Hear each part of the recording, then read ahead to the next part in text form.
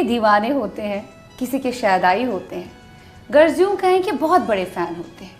आपके तस्वुर में वो रचा बसा हुआ होता है या हुई होती है, तो कायनात की हर एक शय आपको उसके रूबरू करा ही देती है। वेल, दिल ने फिर याद किया मैं आप सभी का तहे दिल से इस्तकबाल है। Sheeba emotionally and musically yours. आज दिल ने फिर याद किया मैं एक ऐसी शख्सियत से आपकी मुलाकात करवाने वाली है जिन्होंने 5000 से ज़्यादा नगमे गाए हिंदुस्तानी सिनेमा में। सबसे बड़ी बात यह है कि मैं 7 साल की उम्र में ये मोहम्मद रफ़ी साहब की इस कदर दीवानी हुई थी कि लंबा सिलसिला, लंबा साथ इनका मोहम्मद रफ़ी साहब के साथ रहा। आप शायद पहचान गए होंगे। यस ऑफ कोर्स, वो हिमालय की गोद का सुपर डुपर हिट गाना इनकी लाइफ का टर्निंग पॉइंट बना। रफ़ी साहब के साथ पहला ही गाना सुपर डुपर हिट, और क्या चाहिए था। वेल, आपको मिलवा रहे हैं आज हम दिल ने फिर याद किया मैं उषा तिमोती से, वेटरन प्लेबैक सिंगर हमारे सामने इस वक्त है। आपका बहुत बहुत खैर मकदम है हमारे दिल ने फिर याद किया। शुक्रिया शुक्रिया। यादें तो बहुत याद करनी है, और आपकी ज़िंदगी में तो बहुत सारे तजुर्बे आपके साथ हुए हैं, वाक़यात पेश आए हैं। 7 साल की उम्र से ही शुरुआत हुई, और अभी अभी मैंने जिक्र किया जब आपका तारुफ दे रही थी हिमालय की गोद का, जो आपकी लाइफ का सबसे बढ़िया गाना था, वो भी मोहम्मद रफ़ी के साथ डुएट। जी जी जी। बड़ी नर्वस हुई होंगी आप। वैसे गाने में तो नर्वस नहीं लग रही थी, अगर नर्वस होती तो इतना बड़ा हिट नहीं होता वो गाना। तो सबसे पहले वो गाना उसकी याद दिला दीजिए, उसके बाद हम अपनी गुफ्तगू को आगे बढ़ाते हैं। ओए सोनिए हिरिए हिरिए, ओए सोनिया रांझिया रांझिया, ओए शाबा नी कुड़िए पहाड़ दिए, ओए शाबा नी मुंडिया शहर दिया, ओए तू रात खड़ी थी छत पे नी मैं समझा के चांद निकला, वाह, बुरा हो तेरा तुझे देख के कोठे से मेरा पैर फिसला। वाह ओए वाह, ओए ओए ओए, ओए, वाह, कितना अच्छा गाना है ना, कितनी शौक भरी आवाज आपकी। अभी भी माय गॉड माशाल्लाह, तारीफ करनी पड़ेगी उषा जी। अभी भी आपकी गायकी में वो मासूमियत है, वो शौक अंदाज है आपका। रफ़ी साहब वाकई में आपके दीवाने हो गए होंगे, आपकी आवाज़ के कायल हो गए होंगे। इनफैक्ट तो हमेशा से आपको अपनी बेटी मानते आए हैं, हमेशा उनकी सरपरस्ती में आप फिर रही। बिल्कुल बिल्कुल। माला सिन्हा पर फिल्माया गया, साथ में मनोज कुमार साहब जिस जमाने के सुपरस्टार। अच्छा, रफ़ी साहब के साथ आपका सिलसिला लंबा चला।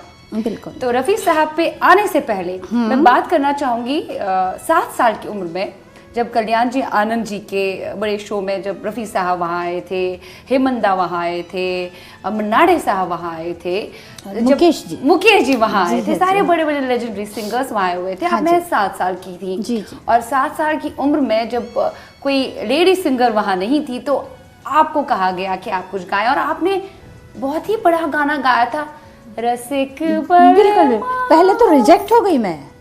जब कल्याण जी भाई ने मेरी एज सुनी, मेरे भाई ने बताया कि बहुत अच्छा गाती है, छोटी बहन है मेरी। तो आपके भाई ने वो ऑर्गेनाइज किया था वो इवेंट? ना, ऑर्गेनाइज नहीं किया था, वो ऑल इंडिया रेडियो में स्टाफ आर्टिस्ट थे। ओके। और उन्होंने मतलब कल्याण जी भाई वहाँ पे ऑडिशन ले रहे थे सिंगर्स की। ओके। कि कोई अच्छी सिंगर मिल जाए तो फिल्मी गाने गाने वाली, तो सबके साथ डुएट गाने का मौका मिलेगा उनको। हाँ। तो कोई मिली नहीं, कोई भजन गा रही थी, कोई गज़ल गा रही थी। तो इस तरह से फिर भैया ने कहा कि मेरी छोटी बहन है, फिल्मी गाने अच्छा गाती हैं, तो कितनी बड़ी है जी, वो सिर्फ वो 7 साल की है। तो क्या लेंगे, नहीं इतने बड़ों के साथ नहीं, ये हो नहीं सकता, बच्चों का प्रोग्राम नहीं है ये। और उन्होंने रिजेक्ट कर दिया। लेकिन मेरे दूसरा जो भाई था वो मुझे उस शो में लेकर गया, और वहाँ जाकर उन्होंने साउंड इंजीनियर से तालमेल बिठाया। कितनी हेल्प की आपके भाइयों ने आपकी। जी। और जैसे इंटरवल होगा, पर्दा बंद है, तो हम बच्ची को गवा देंगे गाना, एंट्री दिलवा देंगे, तो हो सकता बात बन जाए। तो बस वैसा ही हुआ, और मैं छोटी सी बच्ची थी और मैंने शुरू कर दिया, रसिक बलमा हाय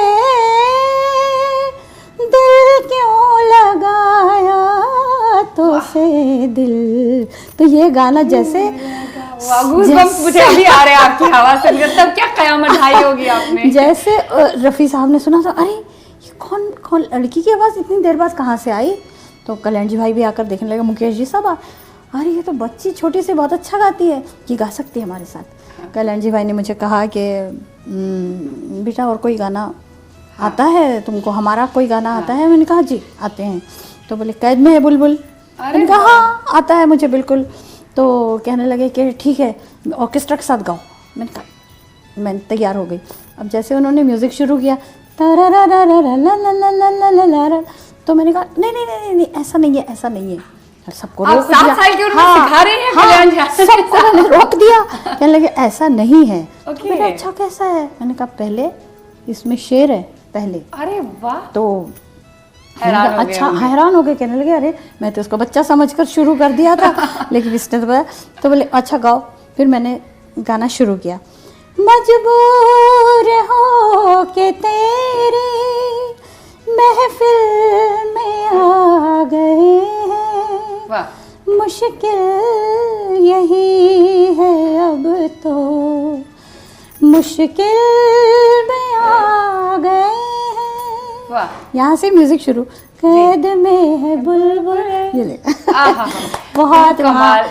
मैं आपकी तारीफ करते नहीं थक सकती क्योंकि अभी भी आपकी आवाज़ बहुत ही खूबसूरत है। ये तो मेरे जीसस की मेहरबानी है। आप हमेशा पॉजिटिव रही हैं हाँ लाइफ जी, हाँ में। जी, बिल्कुल, आप कई सारे मराहिल से गुजर गई हैं उसके बाद। अच्छा रफ़ी साहब के साथ जब आपकी पहली मुलाकात हुई फिर, हाँ जी, हाँ जी। तो आपको देखकर, आपकी आवाज़ को सुनकर सबसे पहले क्या कहा उन्होंने, किस तरह से आपको दाद दी? जी, जी, और जी। किस आप बचपन से ही उनकी बहुत बड़ी फैन रही। जी, बिल्कुल, फिर मौका मिला आपको जिंदगी भर, मैं जब तक क्या पूरे हयात रहे तब तक मेरी सरपरस्त पूरी रही। खानदान रफ़ी साहब की फ़ैन थी जी। पूरी। मेरे मम्मी डैडी मेरे सभी मतलब मेरी भाई बहन जितने हैं सब रफ़ी साहब के पीछे और लता जी के पीछे एकदम दीवाने थे। रफ़ी साहब की सरपरस्ती में आप रही, दीवानी आपकी। हर एक फैन अपने चहेते के सामने तो आता नहीं है। और सबसे बढ़िया बात उनकी फिल्मों में काम करना, उनके साथ गाना, कोलैबोरेट करना और बाद में उनकी बेटी बनकर रहना जिंदगी भर उनके साथ। उसी समय रफ़ी साहब ने मेरे सर पर हाथ रख दिया था, बेटा तुम बहुत अच्छा गाती हो। अच्छा जी मैं हारी आता है गाना? मैंने कहा हाँ। पहली मुलाकात? हाँ पहली मुलाकात 100 साल पहले में। जी हाँ। और फिर मैंने रफ़ी साहब के साथ गाए। फिर मुकेश जी ने पूछा ये वादा करो चांद के सामने। मैंने कहा जी आता है बिल्कुल। मेरी एक सिस्टर थी जो रफ़ी साहब की तो बहुत ही दीवानी थी वो, और वो सब फिल्मी गाने जो है वो मुझे याद करा देती थी क्योंकि मैं बहुत छोटी थी तो मुझे नहीं पता था, लेकिन वो गाती थी और वो मुझे गाने एक एक गाने मुझे बाय हार्ट कराती थी। अरे वाह, ये तो हाँ। आपके घर का माहौल घर का माहौल मेरा पूरा म्यूजिकल संगीत वाला। इनफैक्ट आपने तो ठुमरी बहुत पहले जी हाँ 9 साल की उम्र से ही मैंने निर्मला जी की मैं शागिर्द रही, पंडित लक्ष्मण प्रसाद जयपुर वाले उनकी मैं शागिर्द रही, पंडित शिवराम जी की शागिर्द रही। मेरे बड़े भाई मधुसूदन तिमोती, उन्होंने मुझे 3 साल की उम्र से ट्रेनिंग देना शुरू किया था। रफ़ी साहब की दीवानी आप थी? रफ़ी साहब से मैंने 20 साल तक मैं काम किया और रफ़ी साहब ने मुझे बहुत ही बोलों को कैसे समझना, कैसे सुर लगाना चाहिए, माइक पर कौन सा वर्ड, कौन सा शब्द ज़ोर से बोलना है, कौन सा धीमे बोलना है, ये सब उन्होंने मुझे ट्रेंड किया और प्लेबैक सिंगिंग का गुर मुझे बताया। क्या बात है, बहुत खूब है ये। और वो बहुत अपनी बच्चे की तरह, मिस्टर मिसेस रफ़ी मैं दोनों की तारीफ़ करूँगी क्योंकि अगर वाइफ नहीं चाहती तो कुछ नहीं होता ये बात है। लेकिन मिसेस रफ़ी जो थी हम उनको बाजी बोलते थे और वो भी मुझे बहुत प्यार करती थी अपने बच्चों की तरह, और साहब भी बहुत प्यार करते थे। हम जहाँ भी वर्ल्ड टूर पे हम जहाँ भी जाते थे तो रफ़ी साहब मुझे बिल्कुल बाजू का कमरा मेरे लिए रखते थे, कार में भी आपको रखा, बहुत प्रोटेक्शन उन्होंने मुझे दिया। और इस बहुत चक्कर में तो आपको एक एक चीज़ रफ़ी साहब की पता होगी फिर। बिल्कुल किस तरह से उठते थे, किस तरह से बैठते थे, क्या खाते थे, जी जी जी बिल्कुल, क्या शौक थे। ये तो उनकी बेटियों से भी हमने बात की थी लास्ट दफ़े, तो उन्होंने भी ये कहा कि वो खाने के बड़े शौकीन थे, अच्छा खाना चाहिए होता था, अच्छा खाना, चाय अच्छी, पहनावा बहुत अच्छा होना चाहिए था उनका। जी हाँ जी हाँ। और मेरी अक्सर वो तारीफ़ करते थे जब मैं काली साड़ी पहनती थी। अच्छा। तो उनको हमेशा उनको अच्छा लगता था। तो मुझे डायरेक्ट नहीं कहते थे कि बाजी से कहते थे अरे अपनी उषा आज बहुत अच्छी लग रही है, तो बाजी बोलते डायरेक्ट बोलो ना अभी भी आप बहुत एलिगेंट लगती हैं साड़ियों में, बहुत अच्छे से कैरी कर पाती हैं। वो दौर एक ऐसा दौर था, मैंने कई वेटरन प्लेबैक सिंगर से बात की है, सबसे मैंने यही सुना है कि वो एक ऐसा दौर था कि आप अगर साड़ियाँ पहनते हो तब जाके आपको काम मिलता था। अगर आपने साड़ी नहीं पहनी है आपको कोई नोटिस ही नहीं करता था और आपको काम नहीं मिलता था। इसके पीछे वजह क्या थी? इसके पीछे आपने भी कई बार ऐसा किया? जी हाँ, जी हाँ, बचपन से ही साड़ियाँ पहनना शुरू कर दिया। इसकी वजह थी लता जी का इमेज, हाँ, जो क्रिएट किया था जी। लता जी का जो इमेज था, वो साड़ी पहनकर पल्लू डालकर वो बेचार जो जिस तरह से वो नजर आती थी, हर एक के दिमाग में वो बसी हुई थी। और अगर कोई लड़की, छोटी लड़की, जैसे मैं 11 साल की थी जब मुझे पहला गाना मुझे शिवराम जी ने संस्कृत के श्लोक गवाए थे। वाह वाह जी, तो वो मैंने गाया था, फिल्म थी दुर्गा पूजा। जी जी जी हाँ। और इसके बाद एस मोहिंदर साहब ने मुझे 2 गाने दिए थे और उस वक्त मैं 11 साल की थी, तो मैंने अपना फ्रॉक पहन के मैं गई, तो उन्होंने मेरा गाना सुना, उनको बहुत पसंद आया और कहा कि कल रिकॉर्डिंग पे आ जाना। और इतने में प्रोड्यूसर आ गए। प्रोड्यूसर ने देखा और कहा कि कौन गा रहा है मेरे गाने, मेरी फिल्म के गाने कौन गाने वाले? तो बोले ये सिंगर है। मुझे मिलाया उन्होंने हमें, तो उन्होंने उनको साइड में लेकर गए और कहा ये बच्ची नहीं बड़ी हीरोइन के लिए गाना है, ये छोटी बच्ची बिल्कुल भी नहीं चलेगी हम लोगों को, ये इसको निकाल दो, दूसरी अच्छी सिंगर को लेकर आओ। उन्होंने कहा कि अच्छा गाती है, आप एक बार सुन लीजिए आवाज़। तो कहने नहीं, मुझे इतना टाइम नहीं है सुनने के लिए, आप किसी बड़ी सिंगर को बुलाइए। और ये फिर वो निकल के चले गए। महेंद्र जी ने मुझे कहा कि बेटा कल ऐसा कर रहा, कल साड़ी पहन के आना स्टूडियो में। मैंने कहा साहब मेरे पास तो साड़ी तो है ही नहीं। तो मैंने कहा कि ठीक है, मैं कोशिश करूँगी कि कल मैं साड़ी पहन कर आऊँ। तो मैंने पड़ोस में जो लेडी रहती थी साउथ इंडियन, उधार ली उनसे। हाँ, उनको कहा कि आप मुझे अपनी साड़ी दे दीजिए, साड़ी ब्लाउज। तो वो तो हेल्दी थी और मैं तो एकदम ऑर्डर करना पड़ा। हाँ, नहीं ब्लाउज तो मुझे हुआ ही नहीं। मैंने कहा फ्रॉक के ऊपर मैंने डाल दी साड़ी पहन ली और मैं स्टूडियो में गई और वहाँ जाके मैंने जो गाने गाए, दोनों गाने बहुत अच्छे हो गए। तो उन्होंने मुझे देखा ना, तो प्रोड्यूसर से कहा कि आपने गौर किया इस लड़की के चेहरे पर? तो कहने लगे नहीं। तो बोली ये वो कल वाली बच्ची है जो साड़ी पहन के आई और आज उसने देखो कितना अच्छा गाया। तो कहने लगे अरे कमाल करती हैं, ये तो बहुत अच्छा गाया। उस गाने से मुझे बहुत सारे पंजाबी गाने मिले। हाँ, खैर अनगिनत भाषाओं में मुख्तलिफ ज़बान में आपने गाने गाए हैं और बेहतरीन गाने गाए हैं। रफ़ी साहब के साथ भी आपने कुछ भोजपुरी गाने भी गाए हैं। हाँ, पंजाबी हाँ, पंजाबी है। एक पंजाबी गाना सपन जगमोहन जी का मैंने गाया था रफ़ी साहब के साथ। नी चंबे दिए डालिए नी चंबे दिए डालिए नी, वेख जुल्फां दी ठंडे छां मैं बह गया ते के तेरा ना, वे सरो दिया बूटे आवे, वे सरो दिया बूटे आवे, प्यार दे सौ तेनू जन्ना न फड़ के छड़ी मेरी बां, वे सरो दिया बूटे आवे। वाह वाह वाह, अभी भी गाने गाने चाहिए आप। रिसेंटली हमने आपको देखा राइजिंग स्टार में, बहुत सालों बाद एटलीस्ट किसने आपको प्रोत्साहित किया कि बस अब निकलो घर की दीवारियों से, अब थोड़ा बहुत और लोग आपकी आवाज को सुनना चाहते हैं। हाँ जी, कलर्स चैनल के जितने भी थे हेड सब मेरे पास आए थे और 2-3-4 बार वो लोग आए मेरे पास और कहा उषा जी आपको एक बार फिर यंग जनरेशन में आपको फेमस होना है। आप अभी भी अच्छा गाती हैं। शुरुआत हुई थी कल्याण जी आनंद जी साहब के साथ। जी। उसके बाद तो कई बड़े बड़े म्यूजिक डायरेक्टर्स के साथ आपने किया, आपने कई का नाम भी लिया। मंदिर साहब का, हाँ तो आपने रोशन साहब के साथ भी काम किया। लक्ष्मीकांत प्यारेलाल साहब के साथ तकदीर फिल्म में आपके 2 गाने जबरदस्त हिट रहे। और हमेशा जिनके साथ भी आपने काम किया, रफ़ी साहब के साथ तो आपकी जुगलबंदी कमाल की रही। कल्याण जी आनंद जी भाई, जी पहला ये बड़ा कॉन्सर्ट, हाँ, उनके साथ रफ़ी साहब से मुलाकात बहुत जल्दी। सिर्फ 13 साल की थी मैं और कल्याण जी भाई ने मुझे बहुत बड़ा ब्रेक दिया, वो भी इतने महान गायक के साथ में, रफ़ी साहब के साथ। और साथ में ये भी कहा कि उषा जम के गाना, सामने शेर है। उन्होंने रफ़ी साहब को शेर कहा और मेरी तो हालत खराब हो गई शेर सुनकर ही। मैं कई दफा कहा भी कि आप नर्वस हो गई थी मैं, क्योंकि उन्होंने रफ़ी साहब के साथ में 8 साल की उम्र से गा रही थी और अच्छा ही गाती थी, लेकिन जब कल्याण जी भाई ने कहा सामने शेर है तो मैं नर्वस हो गई। मैंने कहा शेर है रफी साहब, शेर है?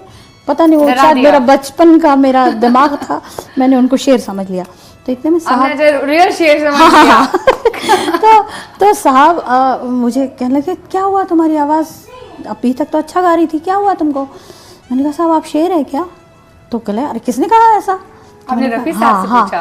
तो कहने लगे कल्याण जी भाई तो कह रहे कि आप शेर हो। अरे नहीं वो तो ऐसे बंडल ठोक रहे हैं, तुम देखो मैं तो तुम्हारा अब्बा हूँ, हाँ मैं दिखता हूँ शेर जैसा। मैंने कहा नहीं ऐसे तो बस जम के गाओ, ज़ोरदार गाओ। और फिर उन्होंने जो मुझे हिम्मत दिया, आज तक शिवा मैं उनका जो स्पर्श है सर पे मेरे, वो मैं अभी भी महसूस करती हूँ कि सच में मेरे फादर की डेथ के बाद रफ़ी साहब ने मुझे अपने बच्ची की तरह प्यार दिया। क्या बात। बहुत। और वो गाना फिर भी बहुत अच्छे थे। और वो गाना पहला ही गाना इतना सुपर डुपर हिट हुआ कि बस उससे मेरा बहुत नाम हो गया। और उसी गाने की वजह से मुझे दूसरा गाना मिला जब जब बाहर आई, वो भी माशाल्लाह काफ़ी अच्छा गाना है, हम ज़रूर सुनना चाहेंगे। जरूर। क्योंकि आपकी आवाज़ में अभी भी वो ताजगी है, वो मिठास है, चाशनी है, लज्जत है। कम ऑन वो गाना हो जाए।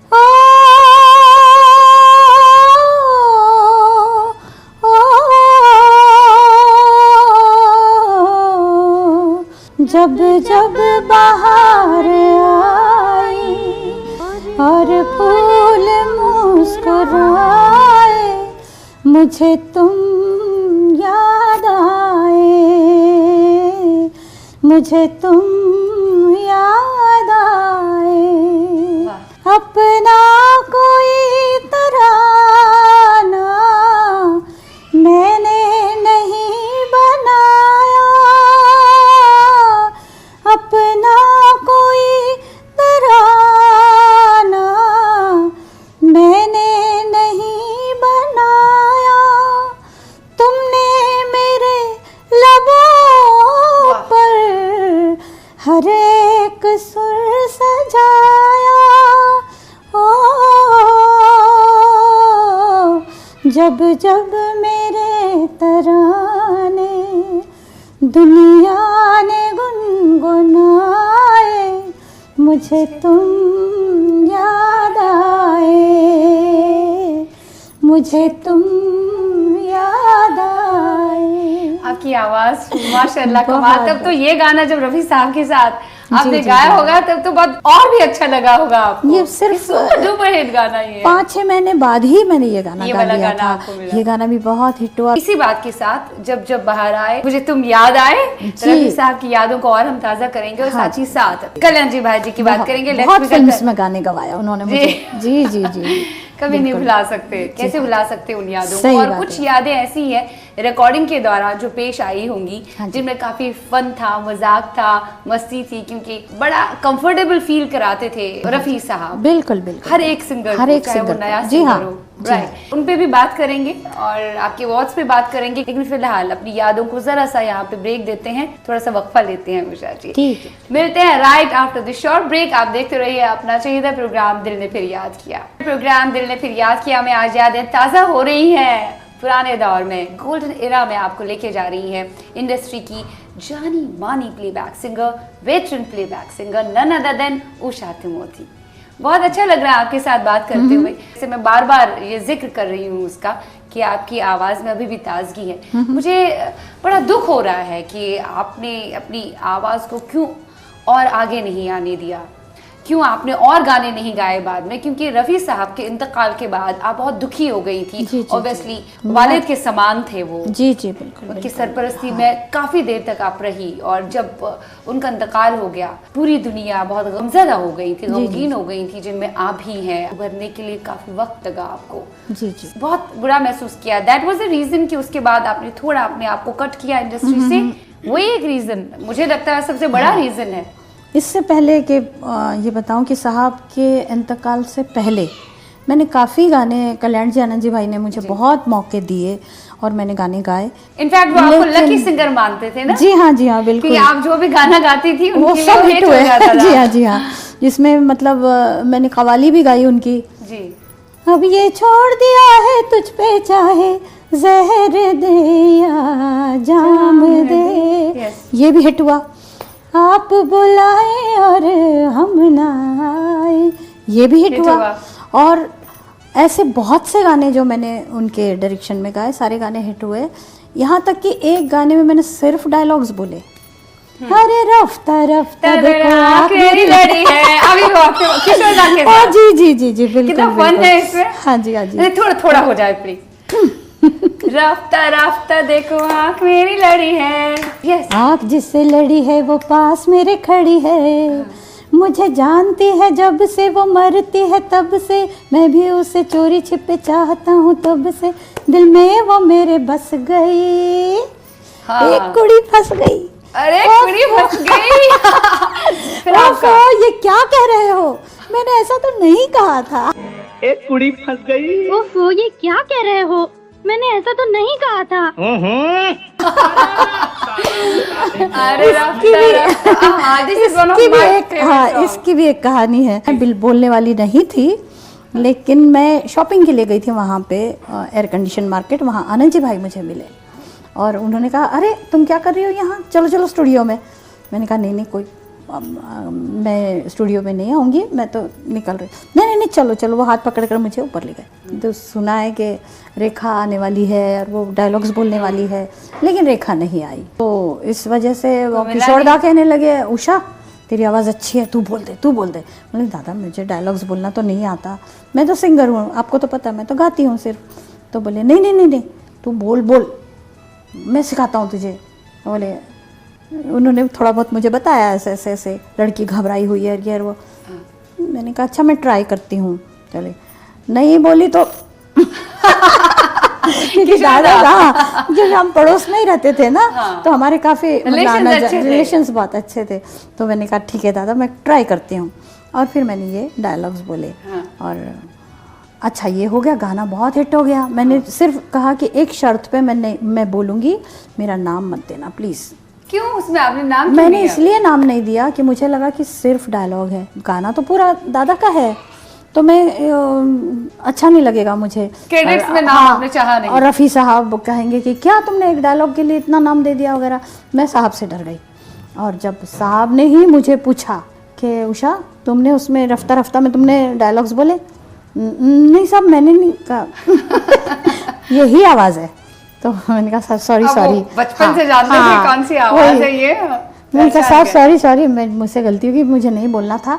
नहीं तुमने बहुत अच्छा बोला, बहुत अच्छा किया, और तुमने नाम देना चाहिए था, तुमने नाम क्यों नहीं दिया।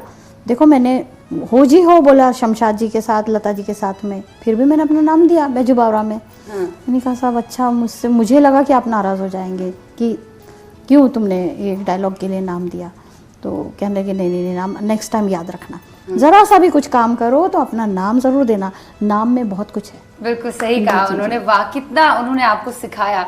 लेकिन आपके साथ एक नाइंसाफी ये हुई, शायद आपका जहन उस और मैं केंद्रित कर रही हूँ, रागिब कर रही हूँ, वो ये है कि चूंकि उषा मंगेशकर भी हमारे सामने थी, वेट एंड प्लेबैक सिंगर, आपका नाम भी उषा था, इस वजह से मोस्ट ऑफ द गाने, कई हिट गाने जो है उनमें क्रेडिट्स में आपका नाम नहीं गया, उषा तिमोती नहीं गया, उषा मंगेशकर गया है। तो मैं जरूर इस वक्त आपका ध्यान उस और केंद्रित करना चाहूंगी, शायद आपको याद आ रहा होगा तो कुछ गाने, थोड़ी झलकियां पेश हों उन गानों की। दिल में चलने लगा, दिलरुबा मिल गया, रोशनी हो गई, रास्ता मिल गया, हो दिल में चलने लगा। ये गाना था जो उषा जी के नाम से यूट्यूब में है, जबकि गाया मैंने है। और एक गाना है, छेड़ो न हमें दिल बर, हम आए अगर जिद पर, कह देंगे मोहब्बत का इकरार नहीं करते, हटो छेड़ो न हमें दिल बर। ये भी उनके नाम से। बीच में आपने एक जिक्र किया था जब आप रफी साहब की बात कर रहे थे, जब आपने किशोर दा के साथ वो एक छोटा सा डायलॉग बीच में बोला था गाने के अंदर, आपके मुंह से एक्चुअली निकला था शमशाद बेगम जी का नाम। आप बहुत दीवानी थी उनकी, और वो आपको बिटिया कह के बुलाती भी थी। जी हाँ जी हाँ। उनकी आवाज की बहुत बड़ी दीवानी थी आप। कैसे उनके साथ आपका राब्ता था, उनकी क्या यादें आपके ज़हन में हैं? शमशाद भाई ये हाल था कि वो काफ़ी एल्डरली थी। जब मैं छोटी थी तब वो काफ़ी उम्र वाली थी, लेकिन उनकी आवाज़ की वैसे भी मैं दीवानी थी, और इतनी खनक वाली आवाज़ थी उनकी कि उनके साथ जब मैंने डुएट्स गाए उषा खन्ना जी के डायरेक्शन में कुछ गाने उन गाए, बाबुल जी के डायरेक्शन में उनके साथ गाने गाए।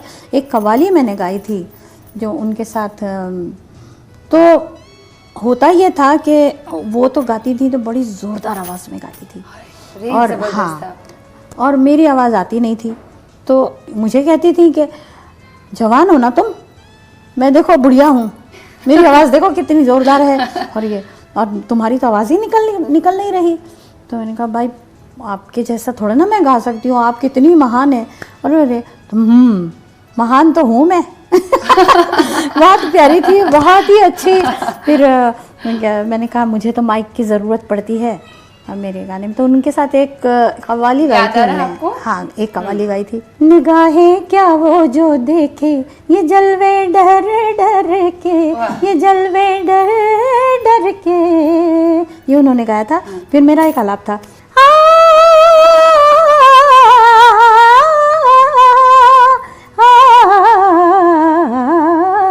निगाहें क्या वो जो, ऐसा। वाह वाह वाह, ये बड़ी अच्छी कव्वाली थी जो हम लोगों ने गाई थी। वो दौर ही ऐसा था जब कव्वालियों का दौर जी जी जी जी काफी ज्यादा चलन पकड़ा था। जी हाँ, जी हाँ, अभी तूल था कव्वालियों का, आपने तो खूब एंजॉय किया, मतलब भर भर कव्वालियां आपके हिस्से में बहुत आई सारे हैं। एक और भी गाना गाया आज था, मिस करते हैं उन कव्वालियों को।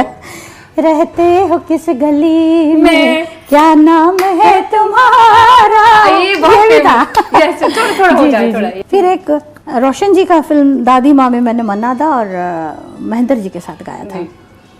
ए माँ तेरी सूरत से अलग भगवान की सूरत क्या होगी, क्या होगी। मैंने कहा ना कि आपको मैंने बहुत कम काम किया, लेकिन सबके सब मेरे गाने हिट हुए। बिल्कुल सही है, बहुत ही लाजवाब आपने काम किया।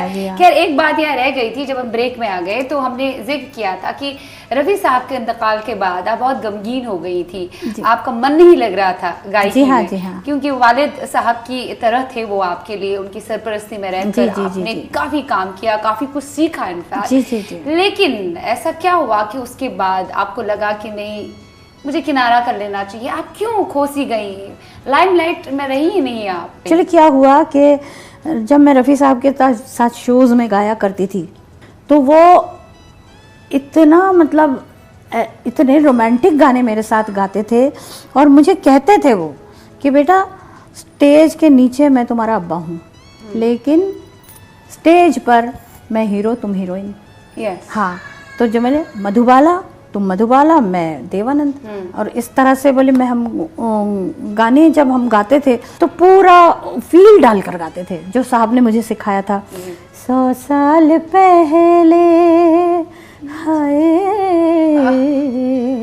100 साल पहले, वो मेरी तरफ देखते थे, मुझे तुमसे प्यार शर्मा जाती थी मैं, क्योंकि वो देखते इस तरह से थे, और सारे ही गानों में वो फील के साथ। अभी तो उनके गाने इतने कमाल। यस, और ऑडियंस इतना एंजॉय करती थी हमारे शोज में गाने। और जब उसके बाद ऑर्गेनाइजर्स ने मुझे कहा कि उषा जी आपने रफ़ी साहब के साथ गाया, अब आप नए सिंगर्स के साथ, जैसे उन दिनों में शब्बीर जी वगैरह नए आए थे, हाँ, तो कहा आप इन अनवर के साथ, इनके साथ आप गाइए ये। तो मुझे लगा कि वो बात आएगी क्या, मुझे रफ़ी साहब की अगर मुझे याद आई उस वक्त गाते गाते तो मैं तो गाने के बजाय रोने लग जाऊंगी।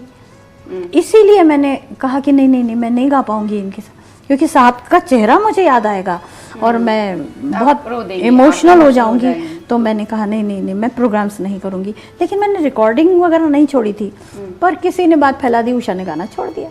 तो ऐसे में ना मुझे भी पता चला, कोई काम नहीं आ रहा था, और उन दिनों ये बहुत ये बात गलत हो जाता है एक्चुअली। अफवाह तो अफवाह है, तो इस तरह से फैल गई तो फैल गई। बिल्कुल सही कहा। खैर अच्छा है, अब दोबारा से आपकी आमद है, बहुत अच्छा लग रहा है। रवि साहब के साथ तो यादें बहुत आपकी रही हैं जी और बहुत बेहतर रही है। मुझे एक बात यहाँ पे ये भी आ रही है याद, जैसे लता जी का गाना, कवि प्रदीप का लिखा हुआ गाना जो चाचा नेहरू की आंखों में जब हाँ, आंसू आए थे, जी, जी, जी। देशभक्ति वाला गाना, पेट्रियोटिक गाना जो बहुत ही पॉपुलर है, जी, लोकप्रिय है वो गाना, ए मेरे वतन के ए लोगों। मेरे वतन के लोगों जरा आंख में भर लो जी, पानी, जी। वो सुना है। दरअसल सी रामचंद्र उनकी असल कंपोजिशन थी वो। जी हाँ, जी हाँ। उनके साथ आपने वो गाना किया था किसी शो में, सबसे पहले आपने वो गाना जी गाया हाँ, था, जी हाँ, जी हाँ। बाद उसके फिर ये जवाहरलाल लता नेहरू दीदी के को भी सामने पता लता है, जी। हाँ उनको भी पता है ये बात, क्योंकि मैंने एक, अहमदाबाद के स्टेडियम में आर्मी के लिए मतलब श्री रामचंद्र जी ने शो किया था, जिसमें हाँ। मैं गई थी साथ में। मैं 11 साल की थी सिर्फ उस वक्त। ये गाना उन्होंने मुझे सिखाया था कि आर्मी के लिए शो है, तो ये गाना अहमदाबाद स्टेडियम में मैंने गाया था ये। हाँ, उसकी एक झलक हो जाए, क्योंकि आप बहुत बेहतर अभी भी वो गाना गाती है। ओके। बहुत ही खूबसूरत गाती है अभी भी वो गाना। 2 लाइन सुनाती हूँ। हाँ हाँ, सुनाइए ना प्लीज।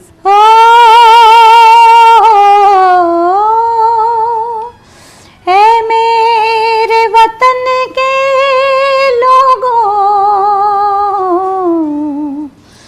तुम खूब लगा लो नारा, ये शुभ दिन है हम सबका, लहरा लो तिरंगा प्यारा, पर मत भूलो सीमा पर वीरों ने है प्राण गवाए, कुछ याद उन्हें भी कर लो, कुछ याद उन्हें भी कर लो, जो लौट के घर ना आए, जो लौट के घर ना आए, है मेरे वतन के लोगों। जो गूज़बम्स आ रहे हैं। Thank you so much. आपकी आवाज माशाल्लाह काफी कमाल की है। कई सारे आपके गाए हुए गाने जो है वो बाद में कट हुए। जी हाँ, So, जी हाँ। आपको इस बात का अभी तक अफसोस है, दुख है, क्योंकि एक आर्टिस्ट को ये बात काफी सताती है, खाई जाती है कि मैं जिस गाने के लिए जिसकी रिकॉर्डिंग कर रहा हूँ, इतनी मेहनत उसके पीछे में लगा रहा हूँ, मेरे तस्वुर में वो गाना दिन रात होता है, बाद में अचानक से वो गाना कट किया जाता है फिल्म से। ये अभी तक हो रहा है, ये सिलसिला बदस्तूर जारी है और आपके जमाने से ही चलता आया है। बिल्कुल बिल्कुल। आपको किन्हीं गानों को लेकर कुछ अफसोस है जो गाने आपने रिकॉर्ड किए थे लेकिन बाद में कट किए गए? कल्याण जी, आनंद जी साहब के लिए या लक्ष्मीकांत प्रहलाद साहब के? मैं आपको बतला दूं कि एक दिन सुबह सुबह कल्याण जी भाई का फ़ोन आया, जुलाई महीना था वो, और बारिश रात भर से हो रही थी, और कल्याण जी भाई ने कहा कि उषा बहुत अच्छा गाना है, आ जाओ। मैंने कल्याण जी भाई पूरा बॉम्बे पानी से भरा हुआ है, मुश्किल है मेरा आना, तो और मैं चिंबूर रहती हूँ, इतनी दूर से मैं कैसे, तो बोले कुछ भी करो लेकिन आ जाओ, अच्छा गाना है। मैंने एक टैक्सी ली, तुरंत मैं निकली, सुबह के 11 बजे मैं निकली थी घर से, शाम के 5 बजे मैं महालक्ष्मी स्टेशन तक पहुँची, और उसके बाद टैक्सी ड्राइवर ने मना कर दिया कि मैडम इसके बाद बहुत पानी भरा हुआ, मैं नहीं आ सकता, लेकिन आपको शॉर्टकट बताता हूँ, एक यहाँ से एक रास्ता जाता है बीच में से, तो आप वहाँ से जाइए तो आप पहुँच जाएंगी, पैदल जाएंगी तो बिल्कुल पहुँच जाएंगी। मैंने कहा ठीक है। मैं इतने पानी में चलकर धीरे धीरे धीरे बारिश बुरी तरह से भीग गई, और मैं 5-5:30 बजे कुछ 5:30-6 बजे कुछ स्टूडियो पहुँच गई। वहाँ जाके आनंद जी भाई ने देखा, अरे तुम तो पूरी भीग गई हो। मैंने कहा कोई बात नहीं, मैं ये साड़ी निचोड़ बचोड़ कर मैं किसी भी तरह गाऊंगी गाना आज। और मैंने वो गाना गाया, और वो गाना था ओ जा रे जाओ हर जाई, देखी तेरी दिलदारी, दिल दे कर मैं कर बैठी, दिल के दुश्मन से यारी, तुझको आँखों में भर के मर गई मैं तुझ पे मर के, पत्थर की पूजा करके हारी मैं हारी, जा रे जाओ हर जाई। और ये गाना मैंने बहुत अच्छा गाया, सभी ने मेरी इतनी तारीफ की। Then what happened after that? क्या हो गया फिर उसके बाद? कब पता चला आपको कि जब फिल्म रिलीज हुई तब पता चला आपको, या म्यूजिक जब रिलीज हुआ तब पता चला आपको कि you're not there? बिल्कुल बिल्कुल।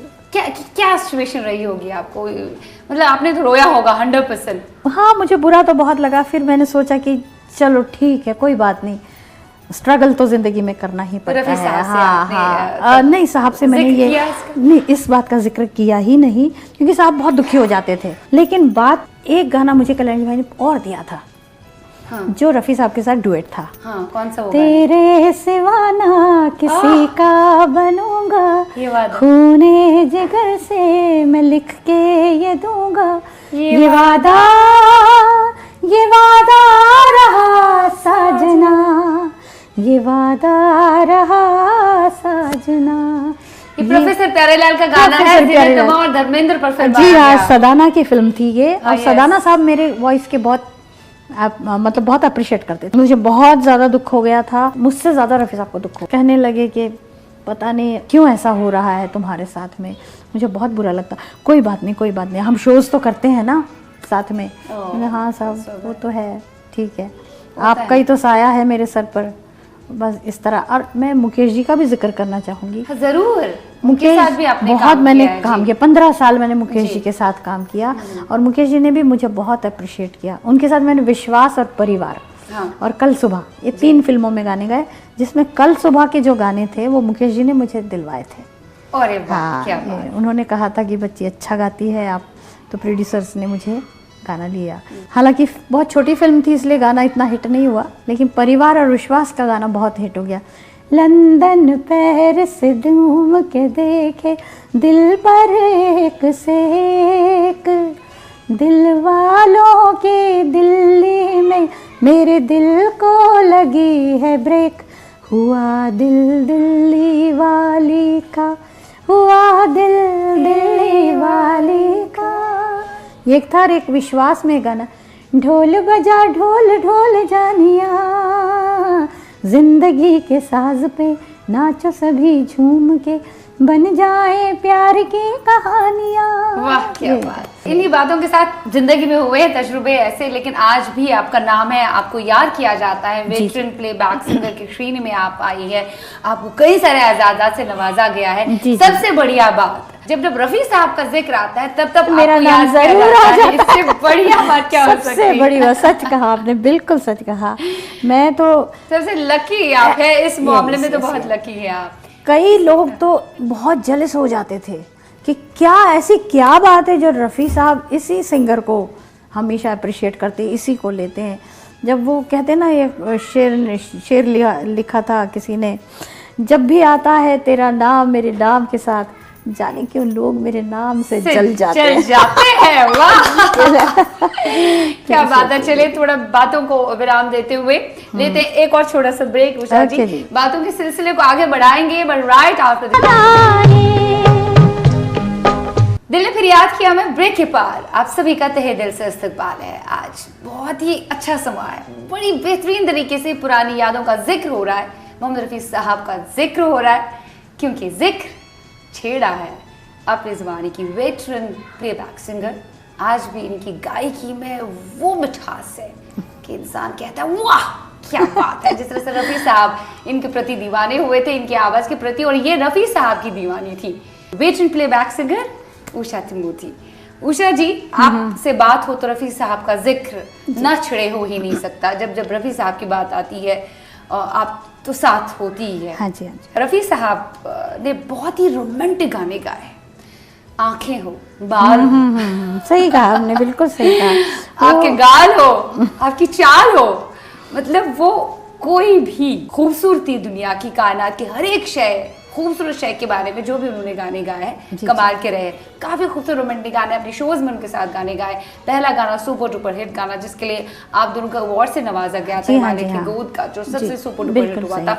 उसके बाद रफ़ी साहब के लिए जितने भी आपने गाने गाए हैं या कॉन्सर्ट्स में आप गाने गाती हैं, और रफ़ी साहब के नाम पर आपको कई सारे अवार्ड्स और भी मिले हैं। जी हाँ, जी 7 अवार्ड्स जी हाँ, अभी तक मिल चुके हैं उनके। जी हाँ, जी हाँ। और इसके अलावा आपको बेस्ट सिंगर का अवार्ड भी मिला है। शिवा, मैं एक बात कहना चाहूँगी, एक साहब के बारे में ही, कि साहब 65 के बाद इतने बिजी हो गए थे कि वो उनको फिल्म देखने का मौका नहीं मिलता था, इसलिए वो बहुत सारे हीरोज़ को, नए नए हीरोज़ को जानते नहीं थे। एक बार ऐसा ही हुआ कि हम बेंगलोर एयरपोर्ट पर खड़े थे, तो साहब ने देखा और कहने लगे उषा जल्दी देखो कितना हैंडसम लड़का आ रहा है। रवि निश्चल साहब की बात कर रही है। जी बिल्कुल। मतलब ये बिल्कुल, कहते हैं हाँ रफी जी। साहब की वजह से नवीन निश्चल फिल्म इंडस्ट्री में आए। जी। फिर क्या हुआ था सीन, या आप साथ में थे? फिर साहब ने मुझसे पूछा तो मैंने कहा साहब वो हीरो है बिल्कुल। अच्छा मैंने गाया उनके, मैं बोले हाँ तुम जो मिल गए हो तो ये लगता है कि जहाँ मिल गया। हंसे जख्म का पॉपुलर जी, गाना जी, बारिश बरस बिल्कुल, रही हाँ है। जी, हाँ जी, हाँ जी। आपको पता है फिर कैसे उन्होंने मुलाकात करवाई थी नवीन? वो गए उनके पास नवीन हाँ निश्चल के नवीन जी पास? तो जानते थे ना साहब को, वो वहाँ से आते ही साथ आके साहब के पाँव छुए उन्होंने, और साहब ने भी उनको आशीर्वाद दिया ऐसे ऐसे। और साहब कहने लगे शूटिंग पे आए, तो मुझे तो हंसी आ गई क्योंकि 2 सेकंड पहले उनको पता नहीं था कौन है। और क्या कहने लगे कि जी शूटिंग यहाँ कुछ है काम से मैं आया हूँ, अरे तो ऐसे। तो मैं साहब को देख के मैंने कहा साहब आप 2 मिनट पहले आपको नहीं पता थे वो कौन है? तो बोले चुप रहो। कई बार भी ऐसा होता था कि वो स्टेज पर गाते गाते भी कभी कभी गाने भूल जाते थे। रफी साहब? हाँ, जब कैसे भूल जाते थे कि किसी ने फरमाइश कर दी, कोई नवाब थे उन्होंने फरमाइश कर दी कि ये गाना दिल जो ना कह सका आप गा लीजिए ऐसे ऐसे, तो गाना गाया उन्होंने। लेकिन ग्रुप में हम लोग जो थे हम लोग को पता चल जाता था, थोड़ा सा स्माइल जो था थोड़ा कम हो जाता था उनका, तो हम लोग पहचान जाते थे। तो इस तरह से हमारे सेक्सोफोन प्लेयर जो थे उन्होंने मुझे कहा था कि साहब का अगर ऐसा कुछ लगे तो तुम आ जाना जल्दी से। तो उन्होंने 2 बार म्यूज़िक रिपीट किया। जैसे रिपीट किया दिल जो न कह सका वही राज़े दिल कहने की रात आई, ये उसके बाद 2 बार रिपीट हुआ, मैं आ गई वहाँ। नगमा सा कोई जाग उठा बदन में, तुरंत रफी साहब का हाथ मेरे पीठ पे शाबाश।